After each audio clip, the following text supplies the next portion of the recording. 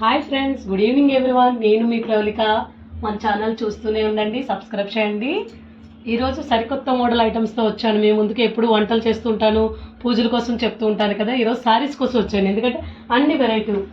మా అక్కకి మురళీనగర్లో ఒక షాప్ ఉందండి. వాళ్ళ షాప్లో మంచి శారీస్ ఉన్నాయి, కలెక్షన్ చాలా అంటే ఎంత చక్కగా ఉన్నాయంటే, నార్మల్గా కాశీలో అంటే బనారసే చూస్తూ ఉంటారు.